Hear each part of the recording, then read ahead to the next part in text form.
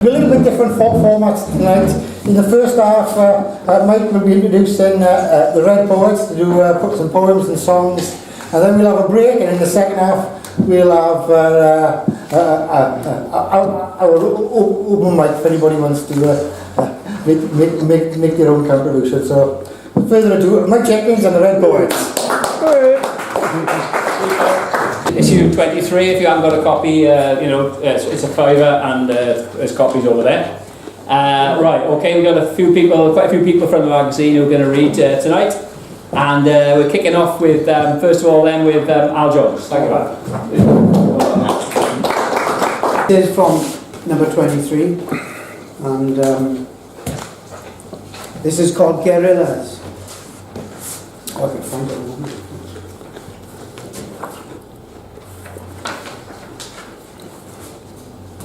So, guerrillas. The time will come when we shall be guerrillas in art. Artists, Fanny's our domain, will be fired up, will slash and burn, and dance through flames. And we'll let them hear our war cries as our art rains down upon them. So, when they declare art a crime, we'll be criminals. We'll sting their eyeballs, deaden their eardrums, shatter their brains. And when we are done, outlaw art will live on. So we lay down our spray cans and drums, and palette knives and pens, our guitars and cameras and horns. We'll emerge as art wolves are howling from our forests in joy. And then this is from Red Poets number 22.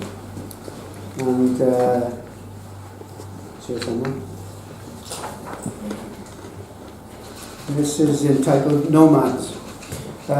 Just recently, in the last few weeks, the nomads in Mongolia have had to leave their lands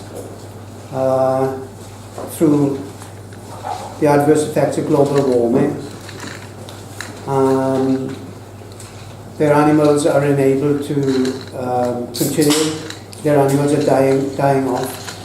And they've had to give up the nomadic lifestyle, which were our origins, all our origins. They've given up the nomadic lifestyle, and have now, many of them have moved into the cities. The cities are dangerous places.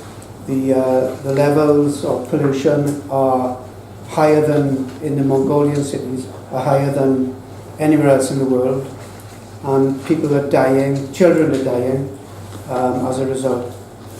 So, through the modern lifestyle that we live throughout the world, we are creating disasters throughout the world. And I think the quicker, although it won't be very quick, the quicker we get back to being nomads, the better. So this is entitled Nomads. One day we shall be nomads again, free from civilization, free from the seekers of power and riches and fame. Civilization, with its hierarchies and bureaucracies, with its judiciaries and armies, and with its priesthoods. Civilization, with its fiefdoms and kingdoms, with its borders and barriers, and with its mechanisms of control. We shall be nomads again, living harmoniously in the natural world, free to follow patterns of migration, free from laws of artificiality. We shall travel lightly, nature's anarchists, free and true, at last, nomads again. Thank you. From Merthyr, Phil Howells.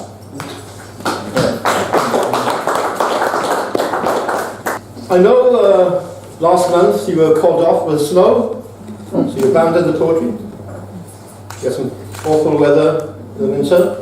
So I'm going to go back to winter with a poem about snow. Sorry. But then afterwards, what's on Monday? Bank holiday. The first one's by me, but the other one's about somebody else that wrote in the magazine, so it's not by me, but it's about bank holiday. So first of all, when it snowed. Down it came. The snow blanketed the ground. All was silent. Like large blotted paper, it soaked up the earth. Plates shimmered against street lights. The path was soon covered over. The sky unloaded. No traffic noise. Dogs didn't bark. The cat's paws left little marks in the gardener's disguise. And early in the morning, sound of children's laughter. They tumbled in the snow and slid on their sleighs. No school, health and safety. But the kids whooshed down the slope, flying headlong to the bottom. Men in boots trudged to shops, snatching bread and milk from emptying shelves. Drivers dug their cars out. Shovels clattered on driveways. No sign of the postman. Don't go out unless you have to. TV weatherman warned. Snowballs flew across the road. Christmas card, winter wonderland had come to life. Sky darkened, the snow hardened, indoor heating soared. An old folk filled hot water bottles and went to bed early. This is about the bank holidays. Not written by me, but somebody called Candy Newbert, I don't know if she is. It's about bank holidays. Do you all look forward to bank holidays? Yes, this time. I don't know what it was. The weather's usually bad at bank holidays, but this is about North Coast and bank holidays. All Sundays and bank holidays are these, marked days. Early, we knew what they would be. The window steamed, waiting on a back seat, parked over pebbles behind the seawall. Outside, the white and yellow of a beach. Nobody answers when we try to call. There's no number, it's beyond speech. A family contained is what it is. We sit without a newspaper or flask, watching an afternoon stream down the glass. When the child grows impatient, let us walk. Hood up, head down, the wind whipping the talk out of our mouths. Besides, how can we ask what is so urgent, what is out of reach? So that's winter, and that's the bank holiday we're looking forward to on Monday, May Day. This is a poem about, a sad poem about a girl being abandoned twice in her life. A frail flower, bruised by the world. The petals had blown away when she was abandoned. Wasn't my fault, she had cried. Thrown aside by a new family, left on the wings of despair. Starting all over, and still in her teens, trying to grow among the weeds of a neglected garden. The time came to bloom, when carefully tended to. Shook off sadness, felt wanted again. Then the joy suddenly ceased. History repeated itself for her. Abandoned once more. The mind in confusion. Time to reach out and pluck a blossom. Smell the scent offered. Shelter in a garden of love. I'll try a song if I may. Yeah. I'll try it. It's by a chap called Clifford T. Ward, who lived in Worcestershire. A song written by him, and I got a version by Judy Collins. If you like Judy Collins, you won't like a song. Something like that. No. She is doing a tour of this country, but it's been postponed to next January. It was to be in the autumn, now it's postponed to January. One of the dates is in London in January, Central Shop House near Camden. I've seen her twice, 3 times in London, Cardiff, and Aberdeen, and this is the story in Aberdeen. Coming out to the stage door, we saw Judy Collins, my brother and myself. She said, I should sang tonight's Bells of Rumney. I didn't sing it. So, coming out to the door, my brother and her and myself began to sing a cappella Bells of Rumney. When it first was. So that's when I came to play, singing with Judy Collins. This is a song called Where Did We Go Wrong? This is called, no, that's the first name of it, it's the title of the first line of the verse. It's called Best Is Yet to Come. Written by Clifford T. Ward, a teacher with long fair hair, remember him? Yeah. That's it. He died quite young actually. And this is a song called Best Is Yet to Come.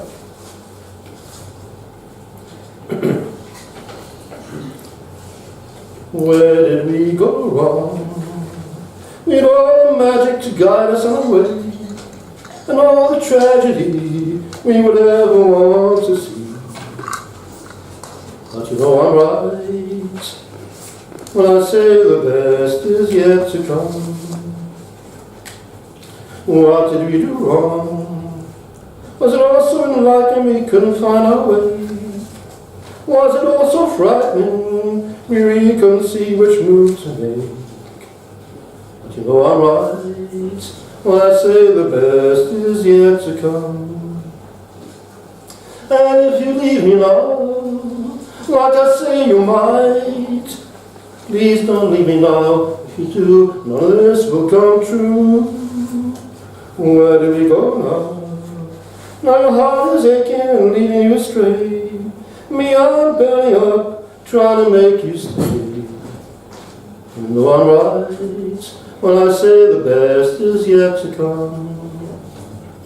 And I know the best is still to come.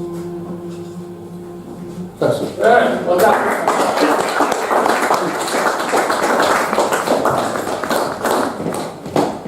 Thanks, Phil.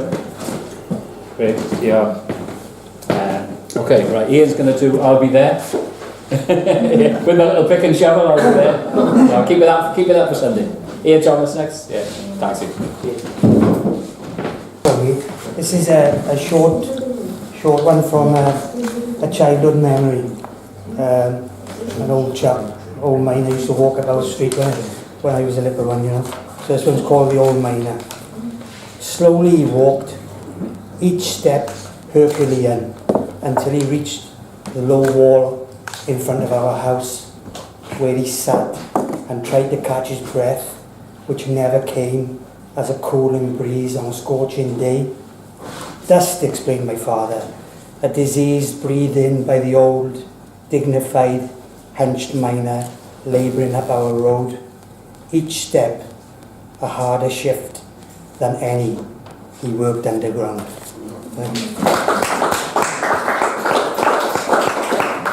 This one, you're going to witness a first, because I've not read this one in public, and any resemblance to anybody that's living is entirely intended. Okay. This one is called A Poet for Our Time. There is no darkness in this night. Words elucidate, throws light on subjects far and wide. Rulers and tyrants had better hide. His words, lines and his rhymes expose these emperors without their clothes. He has a keen sense of the absurd. The poems he writes deserve to be heard by everyone across every land who believe justice and peace go hand in hand. Warmongers, hypocrites better take flight. An avalanche of words smash into the right. Sure, some of his poems are fun, but don't think that's all he's done. He likes a pint, but keep him off red wine. Anarchy will prevail and he'll not feel fine. And gods of chaos will prevail. Better to keep him on the ale. He is not, he says, a performance poet, but hear him read, you'll not forget it. Alliteration like a Gatling gun, bang, bang, bang. His targets many, time to run. Dictators, Quisling, falsifiers, Nazis, far right, he's got them all in his sights. Old Bolsheviks, Dylan and Wales, tree rings and tender tales. He'll hold the line and he'll sing for Webb, Thomas, Davis and other things. For socialism, against nuclear annihilation, for a future without all oppression. Compliments are no good when the recipient is dead. So I make mine out to a favourite red. For a friend I'm always happy to see, I regard him as my old buddy. So turn off the TV and have some relief. Read and listen to the Bard of Leith. Now, the last time I came to Leith, I didn't know something that I know now, so I thought I ought to share it with you. I just coincidentally happened to pick up a book, right, an autobiography, and I discovered a link with Leith. Now, those of you from Leith will know it, but for those of you not, which Oscar winner was born and brought up in Leith? Ah, you're down here because it's down by the station, isn't it? Right. Dockhams Corner. It's Corner's a bit well, yeah. And what's more, right, it was very interesting to read his autobiography, because when I was reading at the start, he was actually well speaking when he was, lived here. And I found that fascinating, so I know all that, never mind, not everybody's from Leeds, so, you know, for the rest of you, you've learned something. Right. Okay, a poem from the most recent read poet. And I tell you what, this government is something else, aren't they? Today, right, a guy from Hitachi, right, has gone to see Theresa May to ask her to bail out the nuclear power station, right, project at Wilver, yeah, to throw billions of pounds of money at it. Yeah, this is the Tory government believes in austerity and everybody should pay or whatever. But of course, it's decided actually that only certain people should pay. And that's what this poem's about. It's called the welfare state. The rich are always with us. They've always been the problem that we do not solve because they're a fact of life, ignored and happy about it. The rich are a serious problem, ignored by the media because they prefer to be invisible and protest that their wealth and taxes are a private matter. The rich have a culture of dependency which we must discourage, or else how else are we going to wean them off depending on us and their scrounging from the state? The rich don't deserve our help, cheating us by not paying tax because they have made money, unlike the poor from whom they made their money. The problem we have with the rich is that they do not really deserve to be helped because they're lazy and their moral entitlement to lax taxes only makes them more dependent on us.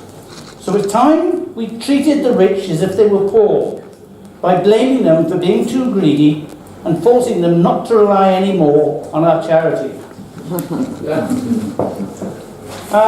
In the same mode of the Tory government and something else, right? This is one about Brexit, yeah? Mrs May's Brexit, or not. So how would you like your Brexit, Mrs May? Would you prefer a full English Brexit to a continental Brexit? Is it because you fear a double croissant? You appear to be looking at a hard-boiled Brexit, but others want a poached Brexit. Indeed, some of your MPs secretly want a soft, rather soggy Brexit. But it seems to me that your dithering is looking more like a scrambled Brexit.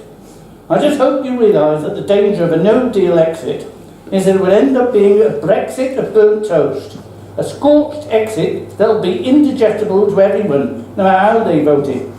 So I hope you see sense and settle for a French omelette rather than full English Brexit, or maybe go on a diet and just skip Brexit altogether. And another one on the upper class who run Wales and West of Britain as well. Stiff upper lip. I know a guy who's so reserved, so public school educated, so anally retentive that he never produces shit from the appropriate hole in his bottom, but instead forces it backwards, onwards and upwards to come bursting forth out of his mouth. And finally, lost in space. While on her mobile, she drove around as blind as a bat. She missed her neighbour, but got her cat. While on her mobile, she never noticed the big flyover, nor the guy that she ran over. While on her mobile, she ignored the beggars on the streets, but did discuss them in her tweets. While on her mobile, she rode the escalator the wrong way round, climbing up down steps to stay on the ground. While on her mobile, she was a distracted talker and a bloody risky jaywalker. Alas, while on her mobile, she was so bloody with Twitter, she never saw the bus that hit her. Okay, next is Wendy, Wendy Harborough. First time you read with us for a while, I think, isn't it? Okay, yeah, Marlon, yeah, right, great. Anyway, she's Wendy's in this one, and there will be in the next one as well. That's right. Great. I'm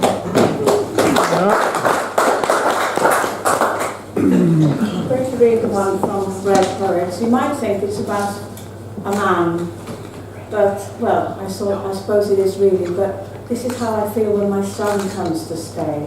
It's quite sad, really. It's called Treading on Eggshells.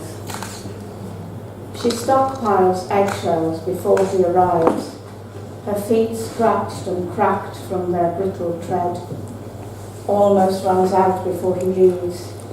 So jittery she could turn cream into butter. She bites her tongue so hard it swells to a huge size, chokes her. Her heart beats like a racket of crickets. The lining of her veins feels scraped out. His tightly elasticated temper twangs, and then he is gone. Sorry, Matthew.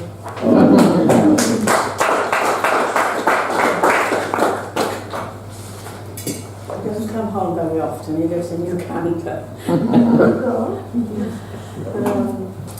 I'm going to read one from my new collection. I have some here if anybody's interested. It's an Italian afternoon published by Indigo Dreams.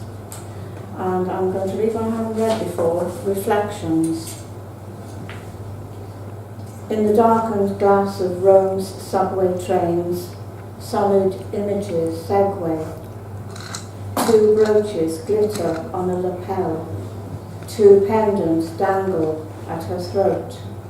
Her hair back-combed to bouffancy, epicanthic eyes stare back. As she strolls in the Borghese gardens, umbrella palms give parasol shade, light vacillates, causes swinging shadows, short and squat, or elongated in sun's angles. Her alter ego creeps alongside, squints at her face. When her shadow dies, she will die. Will her ghost rise from ochre bones? Will mirrors be restless with absence, drag her into the stagnant waters of Lethe? Will her mirror, shadow, reflection stalk her ghost? And when you were talking about snow just now, I live in Ponte de Rice. We didn't have any. I was very cross. Seems to be a little, environment with the hills around. I'm not even on the hills. I have my wellies in the house ready. So I'm going to read Tuscan Sun. Just think about the summer and the sunshine. Burning pain, sweltering sun welds around the girdle of earth, swelling as the day advances. Sunflowers, bend heads in supplication, seeds heavy in the heat. Air torrid and jittery, even geckos pant as they skitter up walls, stop to gather breath. And lastly, I want to try a new one out on you. It's called Triptych Mirror. The radiator is quiet and cold. Deep red velvet drapes drawn back, allowing the blanched moon to radiate the room, just as the morning sun surges a mass and blend of silver, speckling the mirrored dressing table, the triptych spread of glass, my crazed reflection erased in the surreal light of morning night. I have long shed tears while idling at this mirror, imagining the image of you seated here where you see not your own young face, but mine, aged, withered, gone. A beam of sun has displaced my face. In isolated silence, you open the drawer, find a tissue with the imprint of my kiss. You press it to your own lips, a smooch of pink transferred. You blot my preferred perfume on your neck and wrists. a potent scent of nostalgia. You string my favourite necklace around your slender neck. My rings slide from your fingers. You shed your tears for me, my face ghosting in the glass, as the radiator clanks into life and is no longer cold. The moon retreats. A great width of cloud occludes the sun. Tears obstruct my glimpse of you, hinder your vision of me in the unenterability of the triptych mirror. Thank you. So my regards. Is that where you used to live? It's got 2 chords, so it's 20 times. No, 3. 3 chords.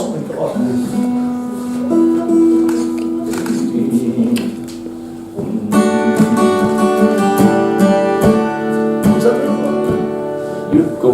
Boom.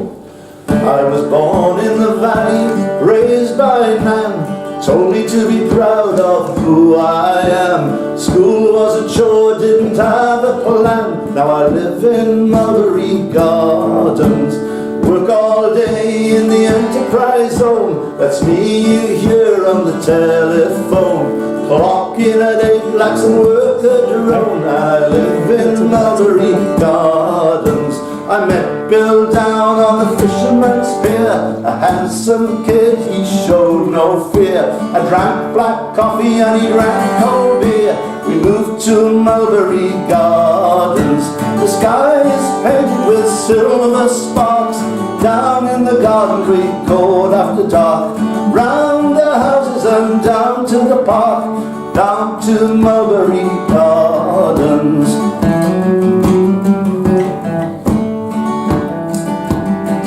Well, we had 3 boys, Bill left one day. He's somewhere down in the dock of the bay. I miss his company, but what can I say? I live in Mulberry Gardens.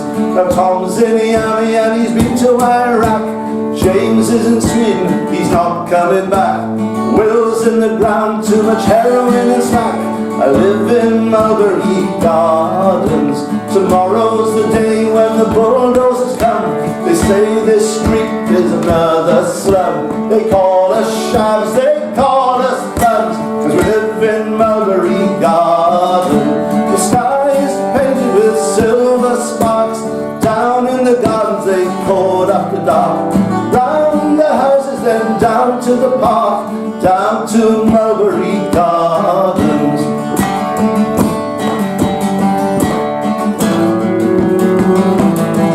But I'm not going easy, I'm standing my ground. There's others like me still sticking around. Wish Nan could see what it is I found right here in Mulberry Gardens. The sky is painted with silver sparks.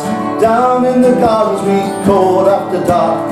Round the houses and down to the park. Down to Mulberry Gardens.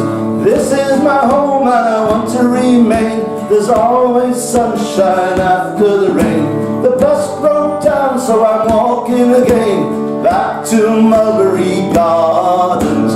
Back to Mulberry Gardens. I'm not gonna beg your pardon.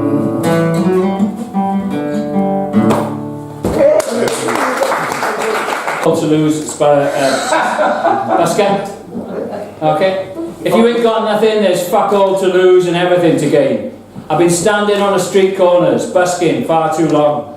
A dragon flag draped, a bit manky looking, over my shivering shoulders. Crowds pass by for a game, singing their old hymns with their 3 feathers on. Daffs for a day, pissed as fucking farts, dropping a few coins. I play so many tunes, sneaking in my own songs.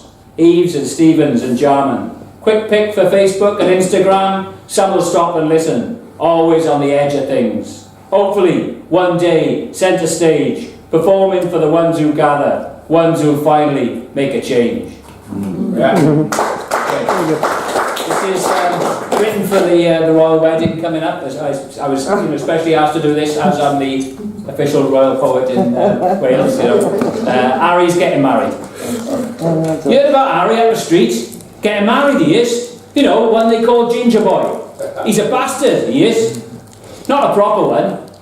Nobody gingered his family, see? Anyway, his mum's dead. Really strange circumstances. And his dad remarried. You know, they'd call him Dumbo. Huge sticky out ears. He's marrying this girl Megan. She's from somewhere foreign. Fancies herself as a bit of a model.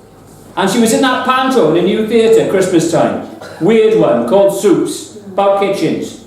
Sounds totally boring. Everyone reckons Harry's tidy. Fought in Afghanistan. Took a piss out of him at a fancy dress party. Wearing a ragged turban. Well, better than dressing up as a Nazi. His granddad's a miserable old twat. Always slagging people off. And his grandma's always dressing up as if she was the bloody queen. Anyway, this Megan's mega lush. So everyone wants to go to the wedding, no matter how foreign she is. Harry drives a BMW and all. Don't know where his money come from. Reckon he's on a fiddle.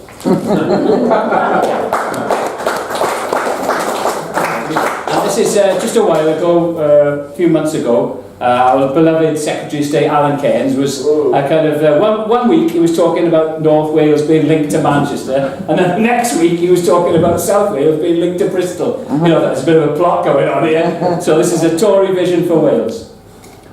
From now on, South Wales will be renamed the Bristol M4 Corridor. With the tolls disappearing, people will buy houses here, and the sale of cider will be greatly boosted. The feckless Welsh will be sent across the Severn to seek employment. It makes sense that vehicles will be stuck for longer, as we'll have to find an alternative. Though Roman impersonators from Bath and Caerleon can hold joint conferences, we'll send them water, they'll send us nuclear mud to make us glow with pride at our brand new anthem. Drink up your skeleton. The border will be a fantasy invented by disgruntled gnats, and the Senedd will not stop the rise of the Bristol pound. And as for the north, it can simply be part of the powerhouse, an extension of Greater Manchester and Merseyside. Commuters from Wrexham serving the metropolis, the great reserve of Snowdonia, a green belt for the cities. You could call this divide and rule. I call it sound economics. And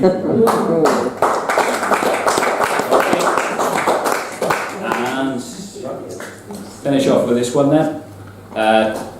Okay. The mouth harp takes you back.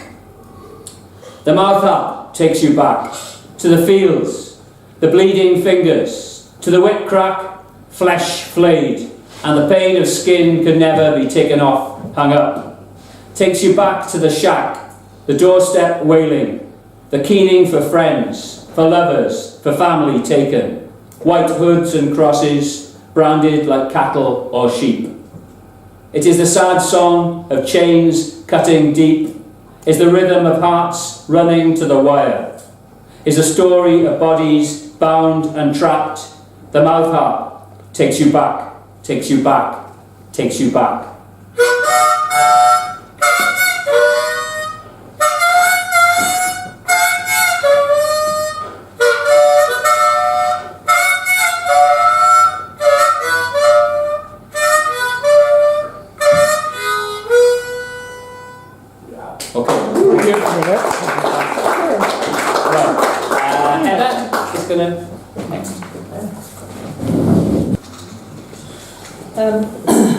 This month is the anniversary of the Battle of Jutland, which is, was a terrible, terrible part of a terrible, terrible war, 1916.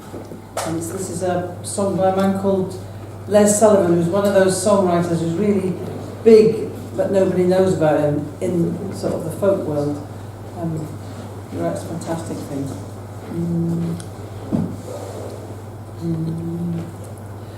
Where are you going, my Billy-o? Aye, where are you going, my Billy-o? I'm joining a ship in Scarborough Flow. That's where I'm going, my Nancy.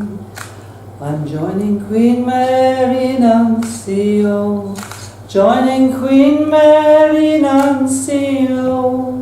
She's bristling with guns and ready to go. to sail to glory with Jellicoe. But where is Queen Mary gone now? And where is the glory gone now? 6,000 sailors gone now. They have gone to the bottom in Jutland. Where are you going, my Rodney-o? Where are you going, my Rodney-o? I'm joining a ship in Scapa Flow. That's where I'm going, my Nancy.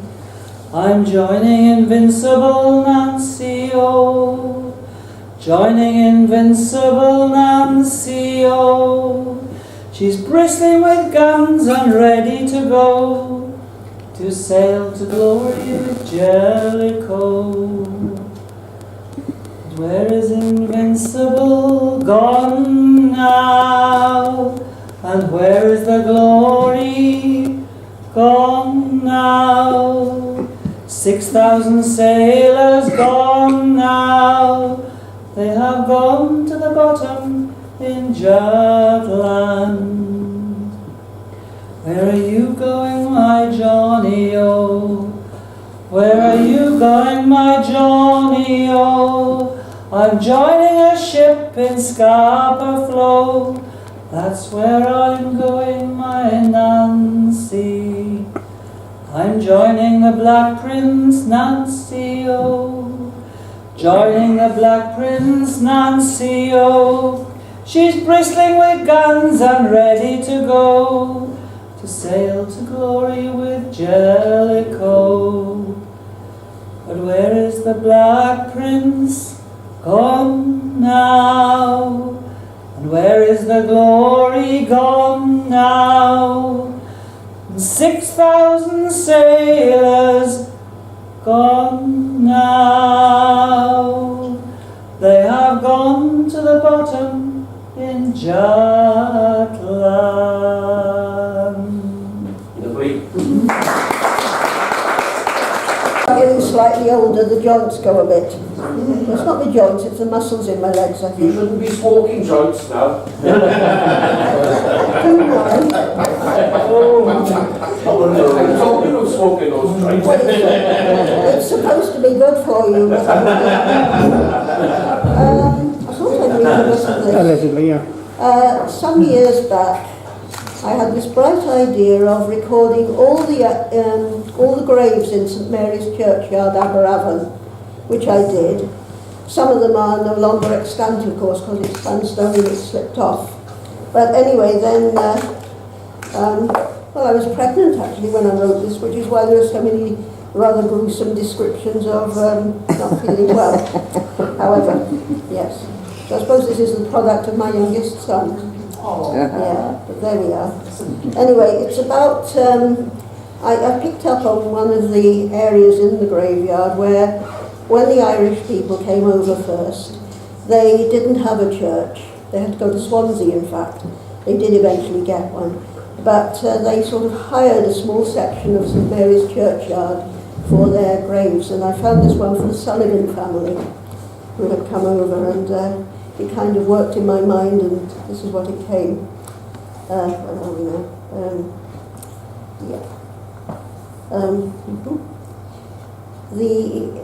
They used to bring, if you were wealthy, you could go to America, you see. If you weren't wealthy, they dropped you off on the sandbanks and you walked on shore at Port Talbot or somewhere around here and coped with that.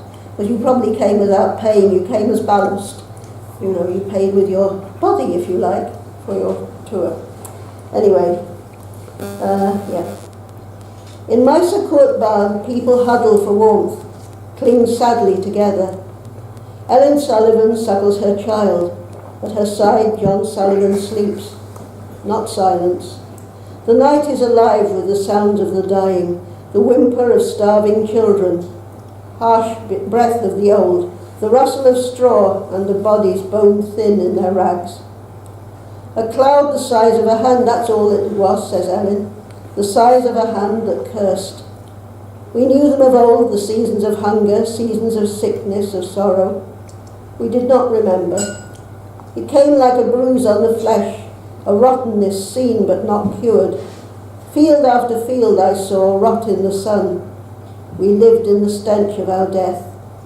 At last we ate death to exist, berries or leaves or the filth that was all we had left of the stinking crop. Some gave up in those days, fell into despair and were gone.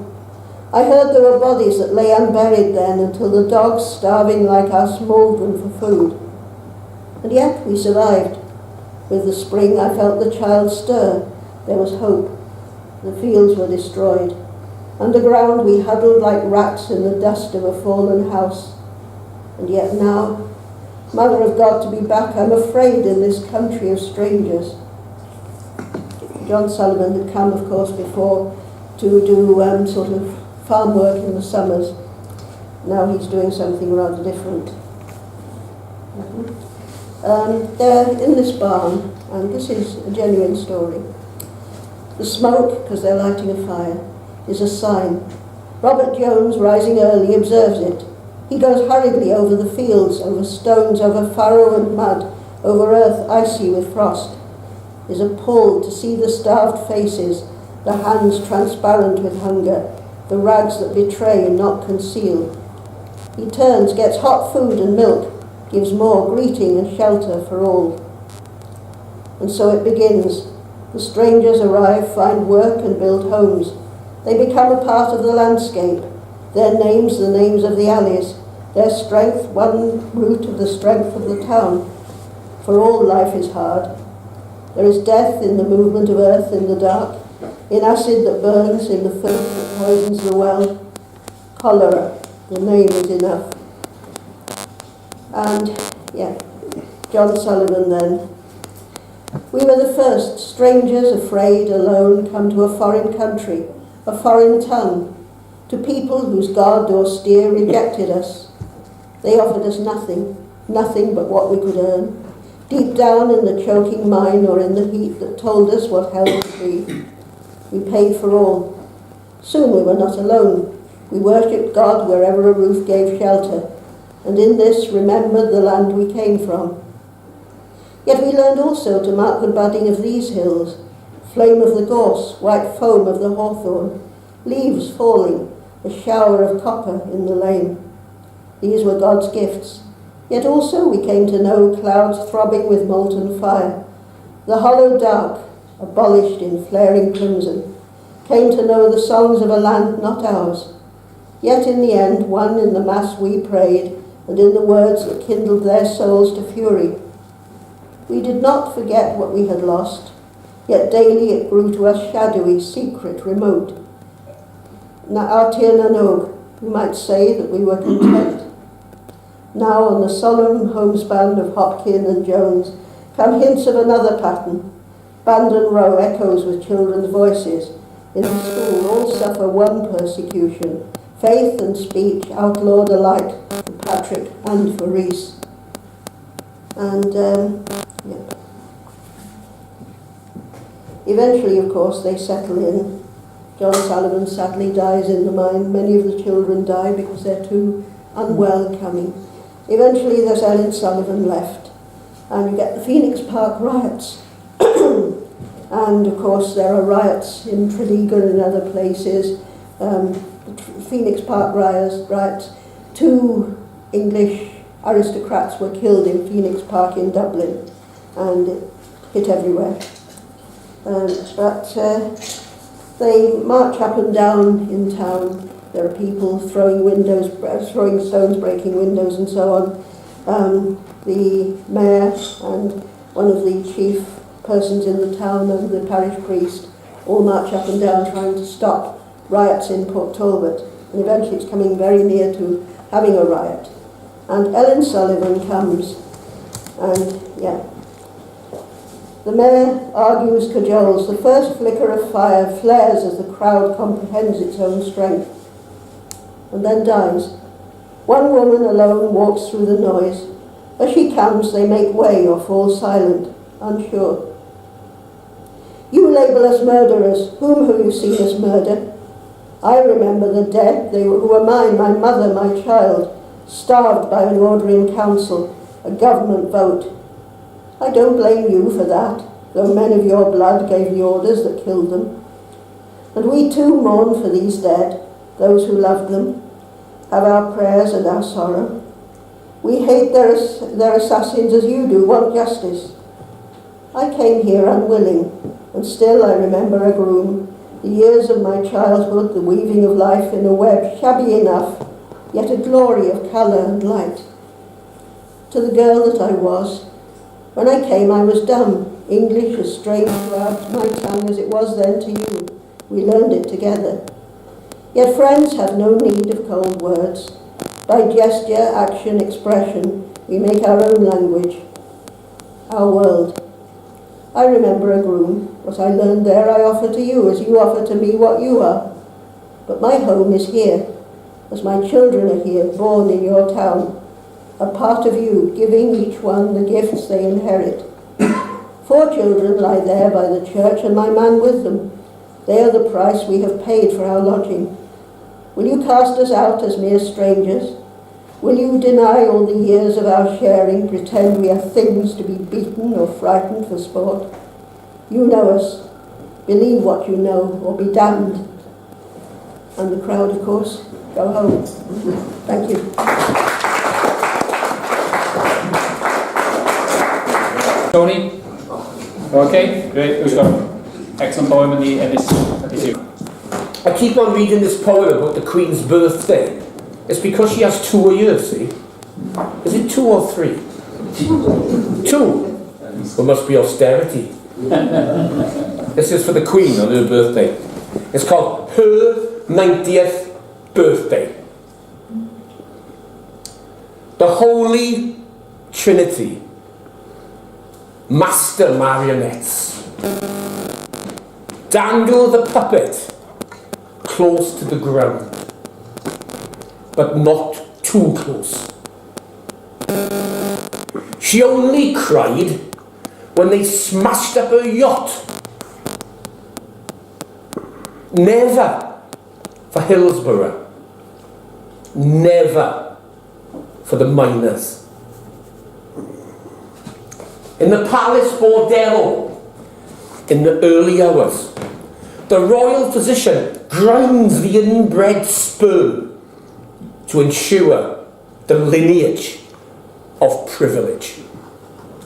Sons and grandsons, each one a decaying limb on the putrefying centipede that slimes down the mall to lay another wreath. On foreign shores, loyal subjects dance rehearsed frenzies. Even Mandela trembled. She only cried when they smashed up her yacht. Never for Hillsborough. Never for the miners. Never for Aberfan. Never for Vietnam. The Holy Trinity. Master marionettes. Put the puppet away and lock the box. Thank you.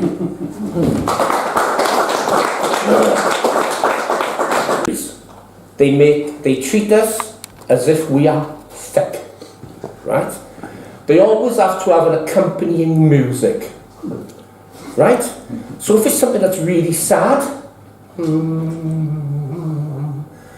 what brought this home to me was, I think it was 2 years ago, and it was the anniversary of the saddest event in Welsh history, Aberfan.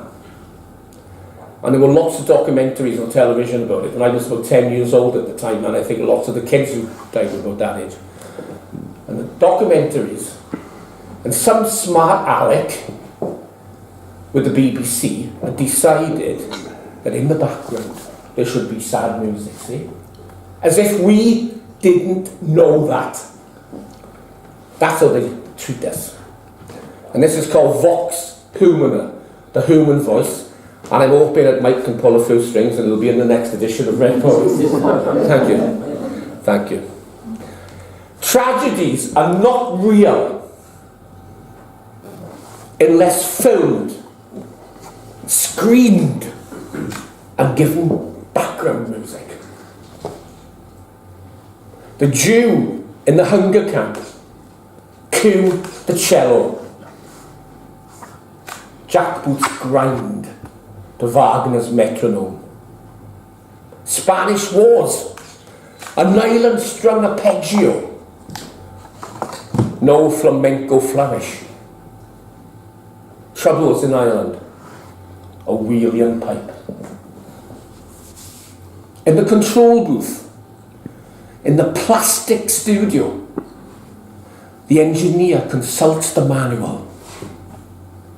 A bridge of violins to span the chasm of indifference.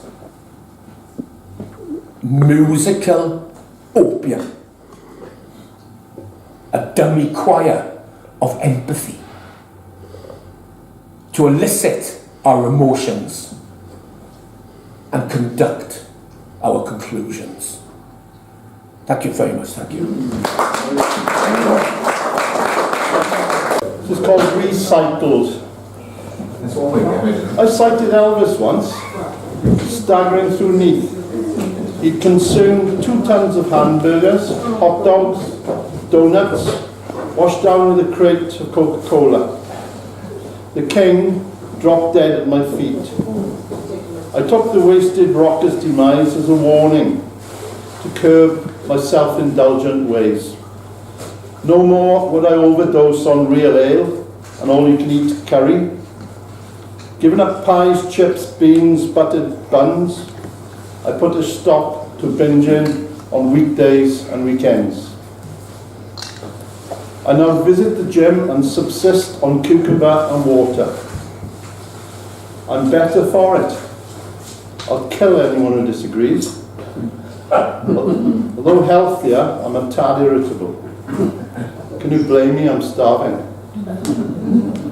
Since staggering into the 21st century, born again into responsible living, I've decided to save the planet.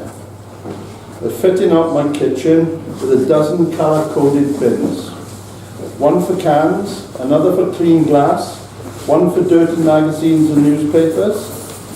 I won't bore you by naming every bin, but I'm after the set, one for every skip at the tip. Rinsing out mucky jars and putting plastics into the pink bag, I reconsider Elvis. Remastered, repackaged, reincarnated in Neath, the king recycled.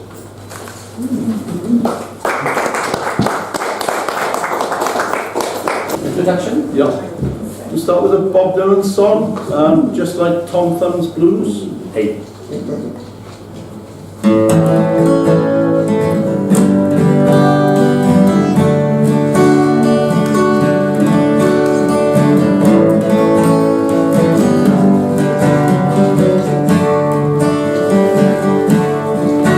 When you're lost in the rain in Juarez, it's Easter time too.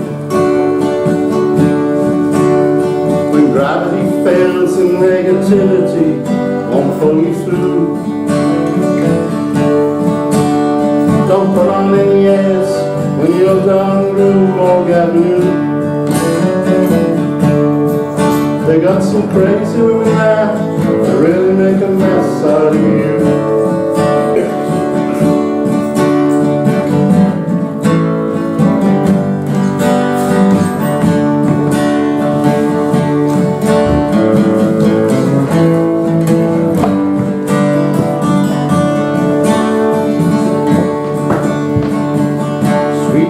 The peasants call her goddess of blue.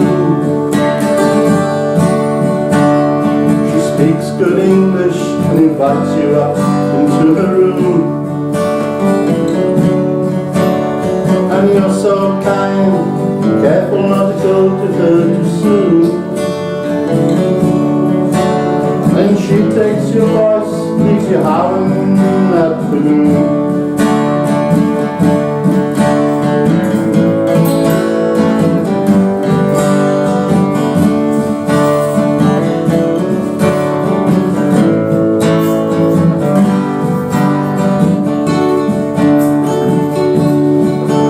Up on housing project hill, see the fortune of fame.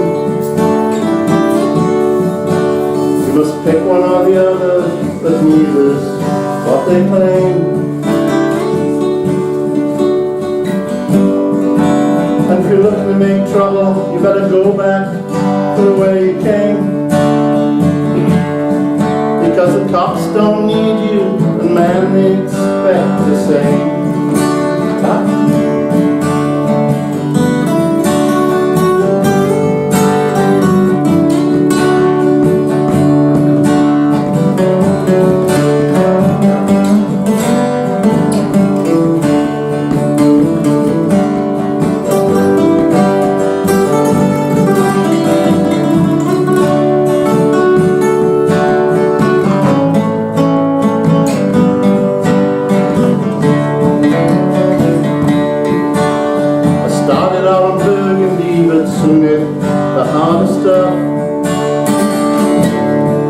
Everybody said they'd stand behind me, the going got rough. Now the joke is on me, nothing to bluff. I'm going back to New York City, I do believe I've had enough. I'm going back to New York City, I do believe I've had enough. I'm going back to New York City, I do believe I've had enough.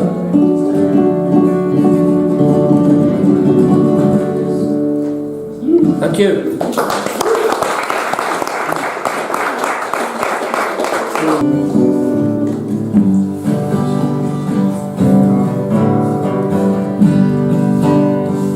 I could love you, girl, like a planet.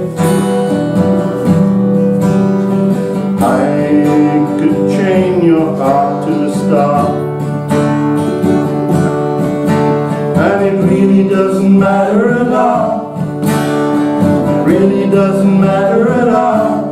Life's a gas.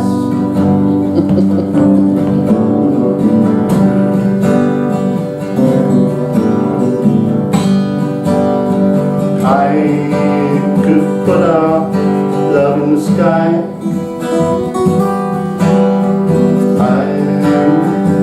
Forget the next line.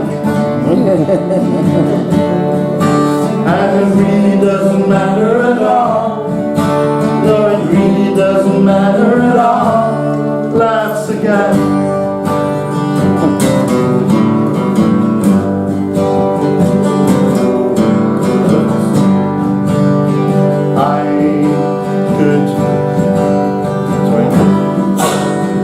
I could turn you into a priestess. I could burn your faith in the sand. And it really doesn't matter at all. No, it really doesn't matter at all. So life's a gas.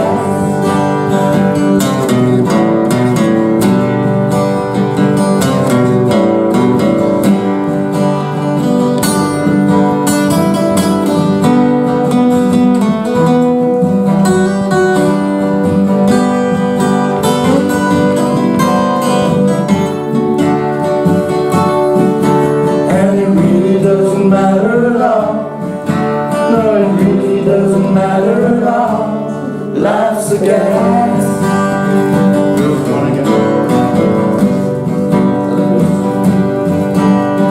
I could love you, girl, like a planet. I could chain your heart to a star. And it really doesn't matter at all.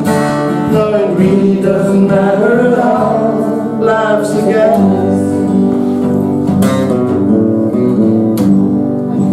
And I hope it's gonna last.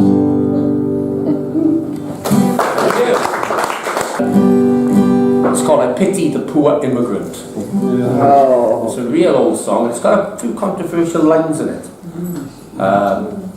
But if you look, Bob Dylan's father was an immigrant. It was Zimmerman's.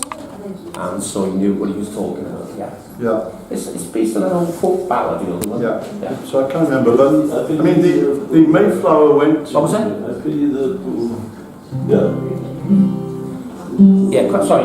The Mayflower sailed from Plymouth to North America in 1620, and on board were the Trumps and the Nixons and other cowboys. And this song is really about the legacy that that they left. I didn't know that Agent Orange was actually Donald Trump.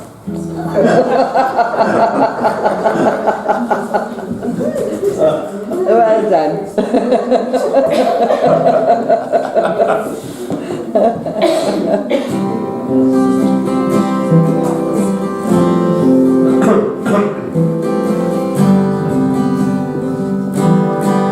I pity the poor immigrant who wishes he would have stayed home. Uses all his power to the evil, but in the end, it's always left so alone.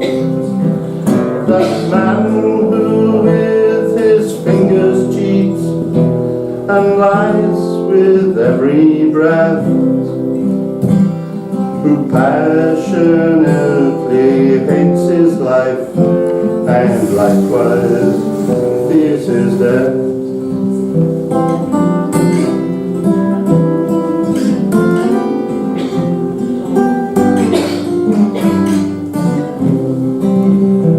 I pity the poor immigrant whose strength is spent in vain, whose heaven is like Ironside, whose tears are like rain, who eats but is not satisfied, who hears but does not see, who falls in love with wealth itself and turns his back on me.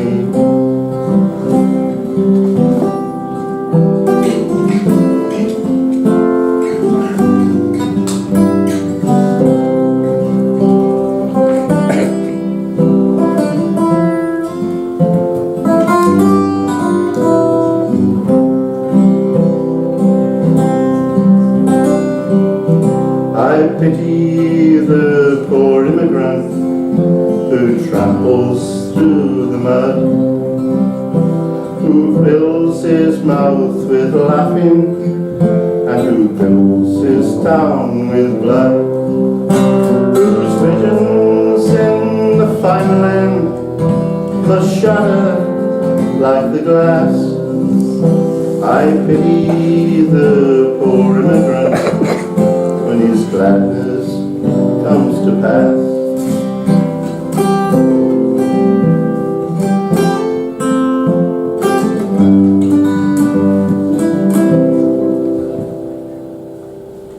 Thank you.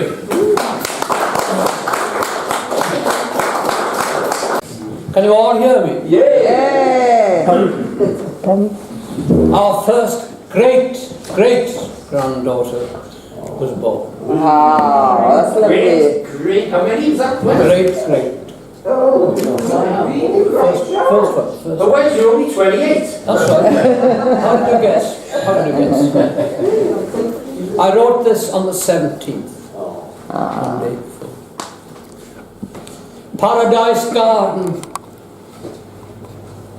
Every garden is a paradise, a place of living things. Some with legs to move around, others rooted in earth that clings.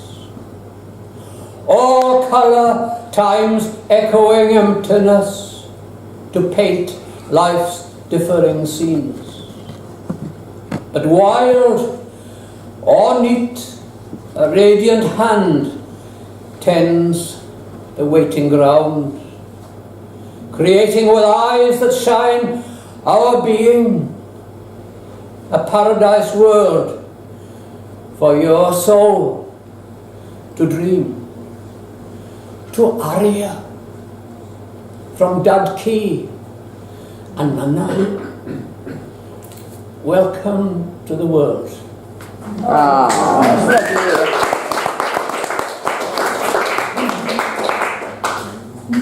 Stories in our families go back 5 generations.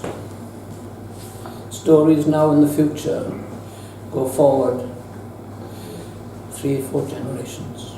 That's 8 generations of stories in my family and my wife's family. 500, 600 years, okay? And we're living in a period of great change. And everybody thinks it's to do with economics and money and what have you. This Brexit thing is going on at the moment. But there are greater things that you see in the perspective of 500 years than economics and money. There is something deeper than that. And I'll read something that follows that theme, because I wrote this not on Brexit Day, but the day before, like I wrote that, the day before our great grandmother was born. Okay?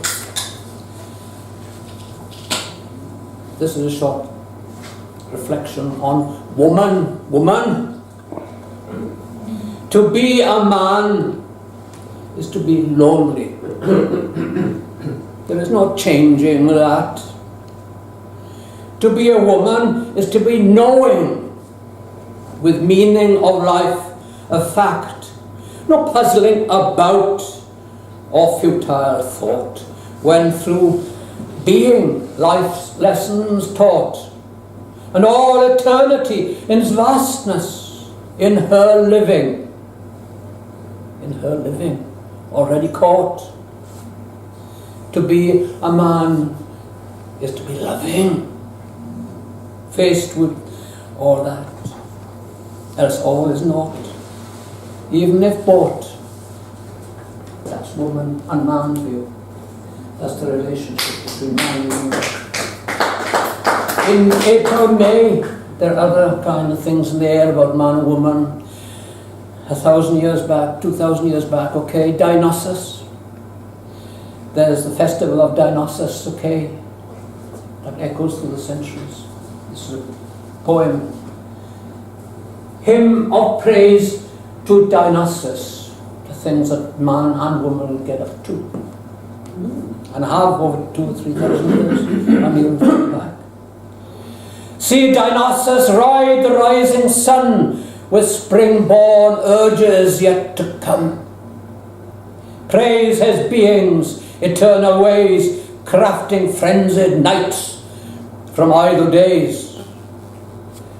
Tread flame-crazed woods this tempting night, where wild women dance their delight, hips hot, wet with wine's warm desire, seeking touch of man's raw fire. In fertile green mid shadowed trees, rustling tender love perfumes breeze, fiddlers play tumbling flesh, conspiring pleasure, melding life with love's flowing treasures. Praise Dionysius in living trance, pulse stirring blood's ancient dance, caressing forms, begging soft fingers tease, to serve his cravings with lust-driven ease. All praise to Dionysus, all praise to his being, the wine and the dance, in the midnight scene, the words and the song, pleasure and anger, nothing wrong. Today and tonight, all Dionysus delight, beyond all black, beyond all light, life and Dionysus, the only right. So this is what man and woman get up to. Back to Brexit, okay? I can't leave Brexit, okay? This will be before the referendum day. Freedom's call. Soldiers or just people hear freedom's call. Face the truth before us. Power corrupts us all. We'll keep it in its proper place. we'll keep it really small. That's the way we win, dear friend, defeat our feared fall. We can march again to the future, march like we did before. We can lead our freedom story through freedom's brightest door. Come, dear friend, come follow, fear the only foe. Let's march again, strong and tall, to freedom's mighty call. Global power, too big for man, delusion marks its season. We are made for homeliness, built to live God's reason. Big, bold numbers breed offence, trillions power too immense. We that live humble hence, crave no power's vast pretence. Wales perhaps a little small, Europe's wilds a big, big game. Our land's fit for us while freedom blooms each name, forged by time's sad regrets, all to blame the same. Commonwealth and Union, forever we became. Scotland, England, Wales, rooted in battle tales. Islands and magic island, mid-seas embracing gales, while blue waves are proud defence for freedom's truly won. Through years of bitter conflict to what we have become. Care now to sit here, the time to choose is very near. The rising sun of freedom or dawn's darkest fear. It's your day, your say, pray, it's our way. Freedom's way, freedom's way, freedom calls on freedom's day. That was the referendum. That was the referendum. The future of my great, great, great granddaughter. Thank you. This is a poem by Andrew Mitchell, and I looked it up again today. I didn't realise he died, but he wrote this in the 60s about Vietnam. But considering what it seems over the last month that every week there's something new going on. You know, so it Windrush last week, and we forget about that now because they were on something else. And knife crime in London, that we had that for a couple of days, and we've forgotten all about that again now. And it just seems that it's getting quicker and quicker each week. We've got some big theme, and whatever was going on last week was forgotten about. So anyway, so this is about Syria really. He wrote it originally about Vietnam. So to whom it may concern. I was run over by the truth one day. Ever since the accident, I've walked this way. So stick my legs in plaster, tell me lies about Syria. Heard the alarm clock screaming with pain, couldn't find myself, so I went back to sleep again. So fill my ears with silver, stick my legs in plaster, tell me lies about Syria. Every time I shut my eyes, all I see is flames. Made a marble phone book and carved all the names. So coat my eyes with butter, fill my ears with silver, stick my legs in plaster, tell me lies about Syria. I smell something burning, hope it's just my brains. They're dropping peppermints and daisy chains. So stuff my nose with garlic, coat my eyes with butter, fill my ears with silver, stick my legs in plaster, tell me lies about Syria.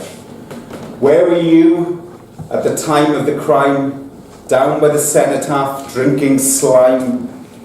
So chain my tongue with whiskey, stuff my nose with garlic, coat my ears with silver, stick my legs in plaster, tell me lies about Syria. You put your bombers in, you put your conscience out, you take the human being and you twist it all about. So scrub my skin with women, chain my mouth with whiskey, stuff my nose with garlic, coat my ears with silver, stick my legs in plaster, tell me lies about Syria.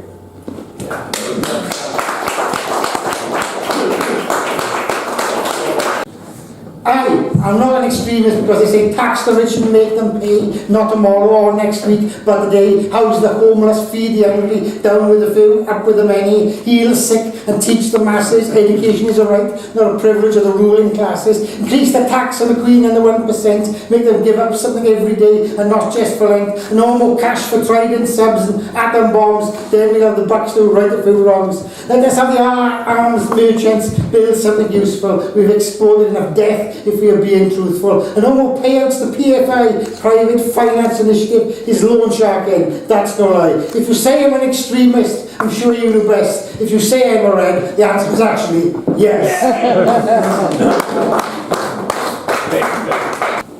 The Archaeology Academy. After the audience stopped waving their tentacles in appreciation, the chair asked if there were any questions for the expedition leader, and there were several. Did the team find any evidence of life on the planet? Did the Earthers have any religious beliefs? What was the nature of their language? Were they capable of singing? Why did they hold stone in such high esteem? Was this planet suitable for tourism or colonization? What is its strategic importance?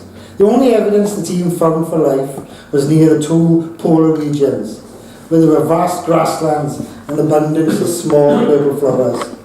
Apart from a few microbes, there was no sign of any animal life. The Earthers had a vast pantheon of gods, and the names were found inscribed on many artefacts and the ruins of all their public buildings. The most notable being Apple, Coke, Sony, Google, etc. The full list is in the appendix of the expedition report. The Earthers had not one language but many. This must have brought about much misunderstanding, the consequences of which are obvious. They seem to have loved singing, however, the use of magnetic medium for recording and the EMP effect means the music of Earth is lost forever. It cannot be said they held stone in high esteem. It is only that stone endures. Ice melts, water boils, wood burns, flesh dies. The soil was irradiated, the air polluted, and the oceans dead. The planet is not suitable for tourism or colonization. It is of no strategic importance.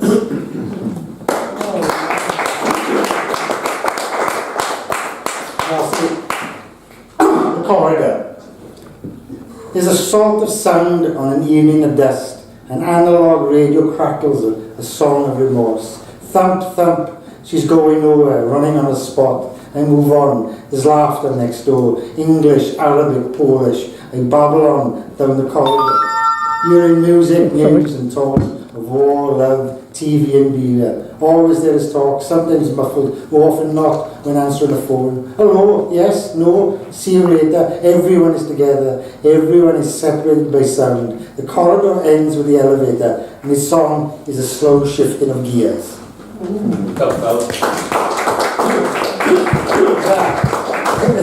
We had a splendid evening. We entertained ourselves in a grand style, and I hope to prevail with all my might upon Tony. Can you give us one or two more songs? Well, I'm going to do one. I'm going to do some stuff with Hale and Paul. That's brilliant.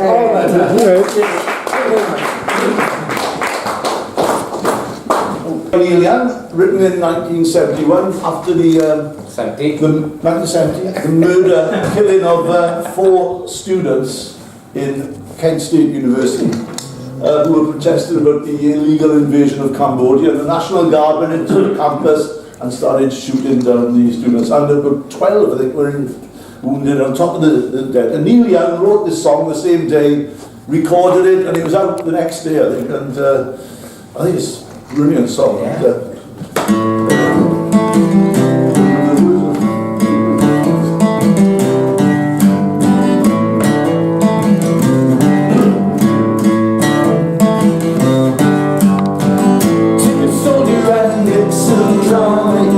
We're finally on our own.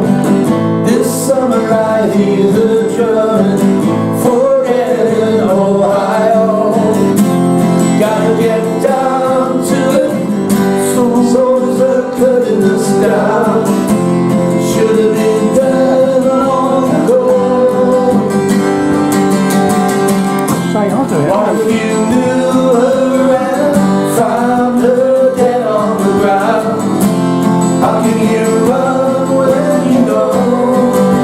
Sing this bit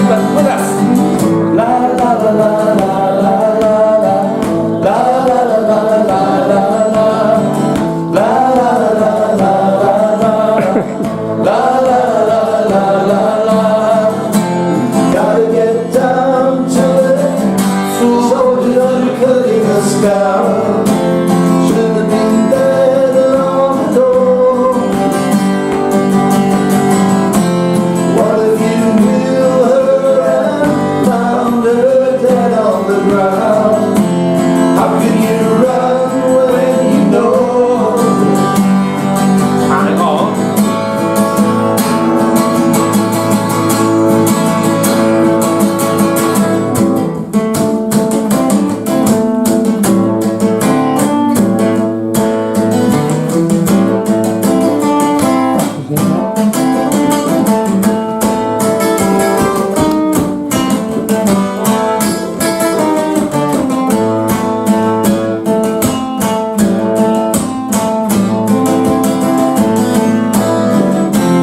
Gotta get down to it. Soldiers are cutting us down. Should have been done long ago. What if you knew her and found her dead on the ground? How can you run when you know? Okay. La la la la la la la la. La la la la la la la.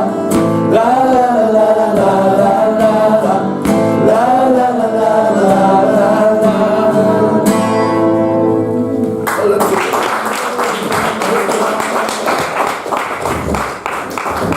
Ever written, and it's by a band called the Buffalo Springfield.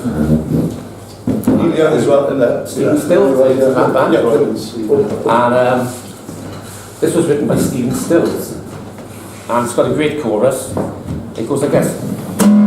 Stop, hey, what's that sound? Everybody look what's going down. Stop, hey, what's that sound? Everybody look what's going. Should we try that? Stop, hey, what's that sound? Everybody look what's going down. And you wrote this in Los Angeles when there was a riot with the police beating up the students over Vietnam again, and so. You got a good record, those Yanks. I gotta give it to them. For what it's worth. You look like 1, 2, 3, 4.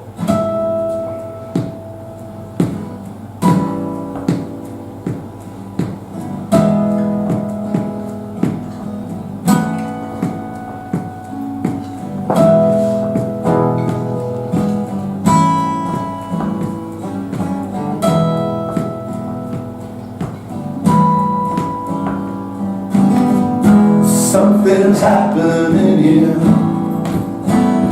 What it is ain't exactly clear.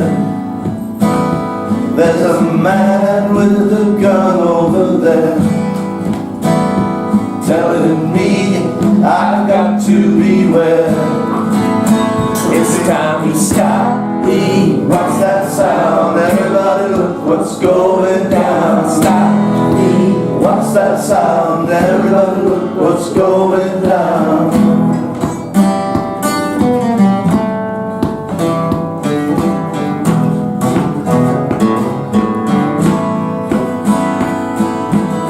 There's battle lines being drawn. Nobody's right if everybody's wrong.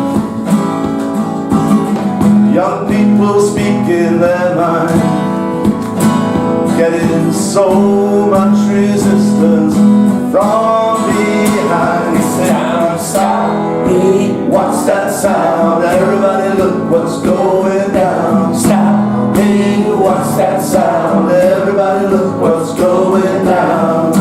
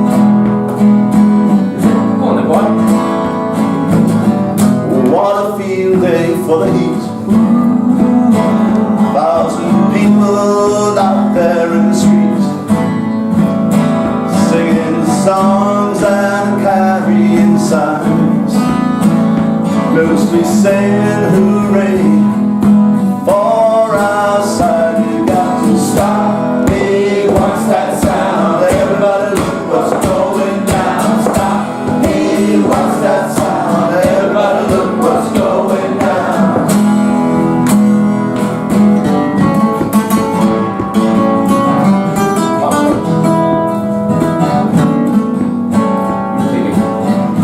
Paranoia strikes deep into your life, it will creep. It starts when you're always afraid. Step out of line and the man will come and put you away. It's time to stop. Hey, what's that sound? Everybody look what's going down. Stop. Hey, what's that sound? Everybody look what's going down. Stop. Hey, what's that sound? Everybody look what's going down. Stop. Hey, what's that sound? Everybody look what's going down. Stop. Hey, what's that sound? Everybody look what's going down. Thank you.